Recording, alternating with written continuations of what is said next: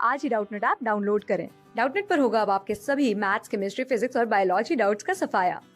बस अपने क्वेश्चन की फोटो खींचो, उसे क्रॉप करो और तुरंत वीडियो सोल्यूशन पाओ। Download now. इस क्वेश्चन को बोला गया है कि एक यूनिफॉर्म सिलेंड्रिकल ब्लॉक है जिसका मास है 2m, जैसे कि यहाँ शो किया गया है। ठीक है, उसका क्रॉस सेक्शनल एरिया दिया हुआ है a, और बोला गया वो पार्शियली एक नॉन विस्कस लिक्विड जिसकी डेंसिटी रो है उसमें रखा हुआ है, और डेंसिटी ऑफ मटेरियल दिया हुआ है हमको 3 रो। ठीक है, और बोला गया है जो सिलेंडर है उसको हमने नीचे से कनेक्ट कर रखा है एक टैंक लोअर एंड से, जिसका स्प्रिंग कांस्टेंट है k। ठीक है, यानी कि नीचे इसका सिलेंडर का लोअर एंड और स्प्रिंग जो हमारा टैंक है उसके लोअर एंड को स्प्रिंग से कनेक्ट कर रखा है जिसका स्प्रिंग कांस्टेंट है k। ठीक है, और बोला गया जो दूसरा एंड है सिलेंडर का उसको हमने एक m मास से कनेक्ट कर रखा है बाय एक इनएक्सटेंसिबल स्ट्रिंग, और बोला गया जो पुली है वो मासलेस है। ठीक है, पुली दी हुई है हमको मासलेस और फ्रिक्शनलेस। ठीक है, बोला गया क्रॉस सेक्शनल एरिया है इसका सिलेंडर का वो बहुत स्मॉल है इन कंपैरिजन ऑफ जो टैंक है हमारा। और बोला गया इक्विलिब्रियम कंडीशन में क्या होता है, आधा सिलेंडर हमारा सबमर्ज रहता है, ठीक है, और आधा हमारा बाहर रहता है। ठीक है, और बोला गया जो सिलेंडर है वो हमेशा पार्शियली इमर्ज रहेगा। तो पहला क्वेश्चन हमसे पूछा गया है इक्विलिब्रियम कंडीशन में एक्सटेंशन या कंप्रेशन होगा वो कितना होगा। तो देखिए, अगर मैं इक्विलिब्रियम कंडीशन की बात करता हूँ तो मुझे पता है यहाँ पर क्या होगा, हमारा सिस्टम रेस्ट में होगा तो इस पर नीचे लगेगा mg, वो mg को बैलेंस करेगा हमारा टेंशन। तो सिंपली पहली इक्वेशन आ गई t is equal to mg के बराबर।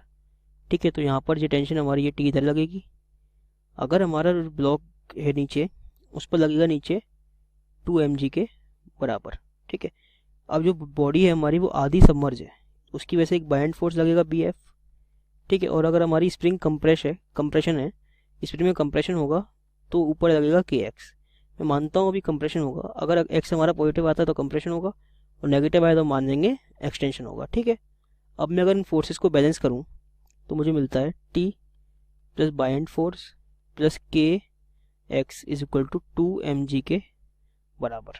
ठीक है, अब t मुझे पता है mg के बराबर है तो मैं निकाल सकता हूँ, mg पुट करूँगा तो मुझे मिलेगा बायेंड force plus K x equals to आ जाएगा mg के बराबर।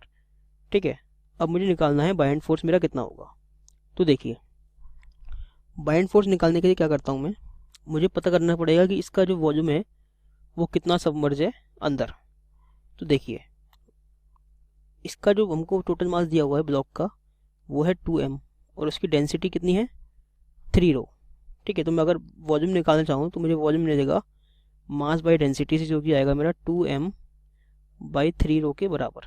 यानी कि इतना वॉल्यूम टोटल है हमारे ब्लॉक का, जिसमें से कि आधा सबमर्ज है, यानी कि वॉल्यूम सबमर्ज जो आएगा वो आएगा v/2 के बराबर, यानी कि m/3 रो के बराबर।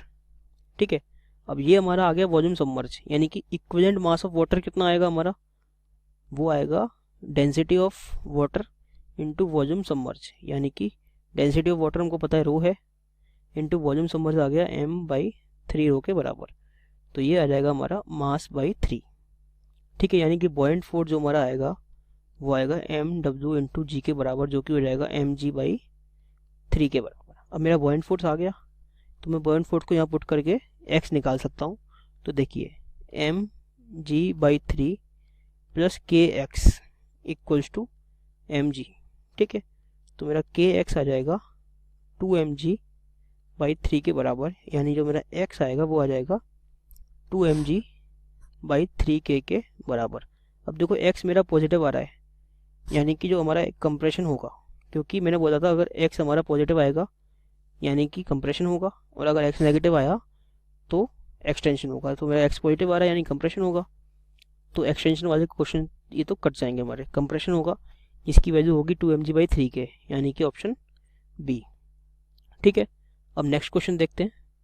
नेक्स्ट क्वेश्चन वो बोला गया है कि किस मैक्सिमम डिस्टेंस से हम सिलेंडर को नीचे पुश करें जिससे कि जो टेंशन होगा स्प्रिंग में वो ज़ीरो नहीं होगा, वेनिश नहीं होगा। तो देखिए, मैं मानता हूँ कि मैंने इस सिलेंडर को नीचे x पुश कर दिया, तो मुझे निकालना होगा कि उस x की वजह से फोर्स में चेंज कितना आएगा। तो देखो, मैं निकालता हूँ डेल्टा एफ।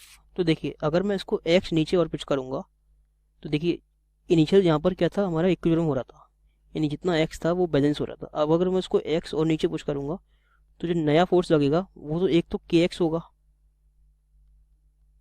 इतना के एक्स बढ़ जाएगा हमारा, प्लस बॉइंट फोर्स की वजह से बढ़ जाएगा। अब देखो अगर मैंने उसको एक्स पुश किया तो कितना मास चेंज होगा, तो मेरा जो वॉल्यूम में चेंज आएगा वो आएगा एक्स इंटू ए के area of cross section A के बराबर। ठीक है, यानी कि मेरा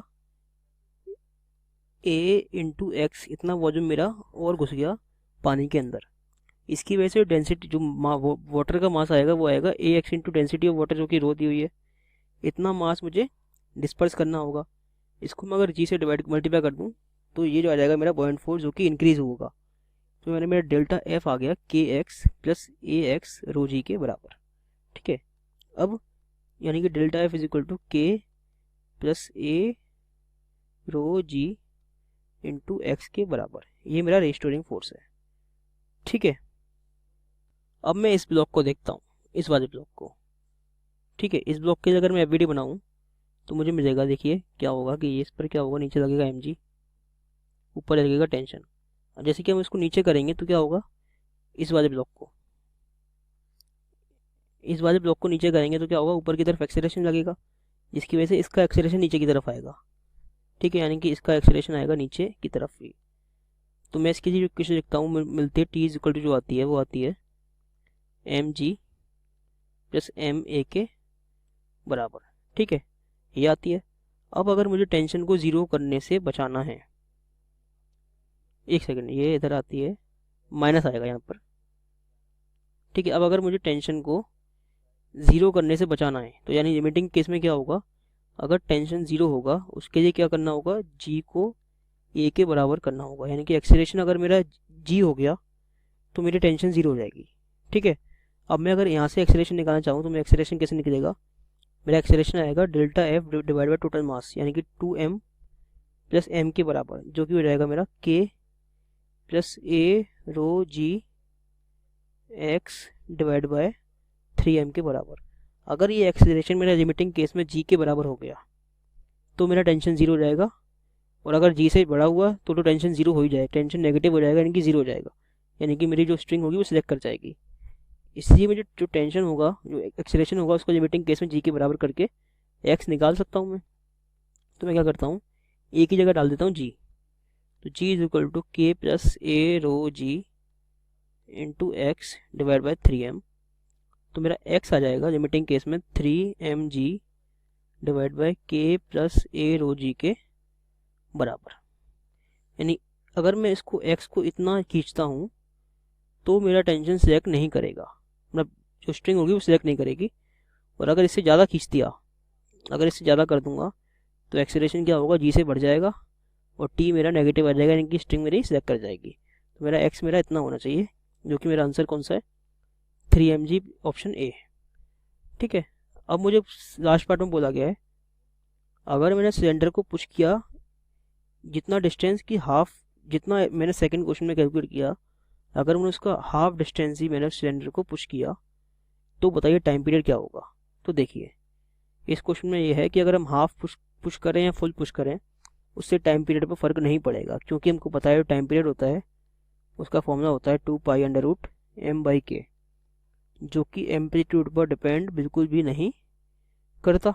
ठीक है, अब 2π तो हमको पता है, या फिर ऐसे छोड़िए, ये तो उसके लिए होता है स्प्रिंग के लिए, हमको पता है टी होता है, वो होता है 2π/ω। ठीक है, अब ओमेगा में कैसे निकाल सकता हूँ, मुझे पता है रिस्टोरिंग फोर्स है मेरा, वो है K plus A rho G by into K, X के बराबर। इसको मैं इक्वेट करता हूँ -3m d2x/dt2 m into A equals to K plus A rho G X के बराबर। इससे मुझे मिलेगा d2x/dt2 जो आएगा वो आएगा -k plus A rho G by 3m into X के बराबर। हमको पता है जनरल इक्वेशन होती है एसएचएम की, जिसमें ये जो पार्टिकल जो कांस्टेंट होता है वो ओमेगा स्क्वायर के बराबर होता है, यानी कि ओमेगा जो आता है मेरा वो आता है √ऑफ K plus A rho G divide by 3m के बराबर। अब मुझे टाइम पीरियड निकालना है, तो टाइम पीरियड होता है 2 पाई/ओमेगा। अब अगर मैं इसको कितना भी खींचूँ फ़र्क नहीं पड़ता, क्योंकि हमको पता है टाइम पीरियड एम्पलीट्यूड पर डिपेंड नहीं करता। तो मेरा टाइम पीरियड आ जाएगा 2 पाई/√3m डिवाइड बाय के प्लस, ये प्लस है, ए रो जी। तो मेरा आंसर आ जाएगा कौन सा, 2 पाई/3m आएगा यहाँ पर, के प्लस, ऑप्शन सी। क्लास 6 से 12 से लेके नीट, IIT, जेई मेंस और एडवांस के लेवल तक 10 मिलियन से ज्यादा स्टूडेंट्स का भरोसा। आज ही डाउनलोड करें डाउटनेट ऐप या व्हाट्सएप कीजिए अपने डाउट्स 8400 400 400 पर।